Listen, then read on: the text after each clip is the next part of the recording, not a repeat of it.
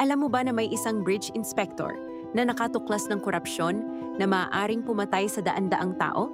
Si Miguel ay nakakita na ang kanyang boss ay gumagamit ng piking steel beams para sa mga tulay. 200,000 piso ang kinukuha nito sa bawat proyekto. Maaaring gumuho ang mga tulay. Maaaring mamatay ang libu-libong commuters araw-araw. Pero si Miguel ay may 3 anak. 65,000 piso lang ang sahod niya.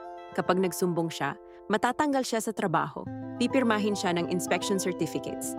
Tumanggi siya. Sa loob ng 4 na buwan, lihim niyang kinuha ang mga ebidensya, mga litrato, mga dokumento, mga video. Nang mag-report siya sa federal authorities, agad siyang tinanggal. Walang ibang kumpanya ang tumanggap sa kanya ng mahigit 1 taon, pero ang kanyang ebidensya ay nagligtas sa daan-daang buhay. Naiwasan ang pagkakabagsak ng mga tulay. Ngayon, siya ay Federal Bridge Safety Investigator. May kapangyarihan siyang bantayan ang mga infrastructure projects sa buong bansa. Isang desisyon ang nagbago sa lahat, hindi dahil gantimpala ng mundo, kundi dahil ginantimpalaan niya ang sarili niya ng integridad.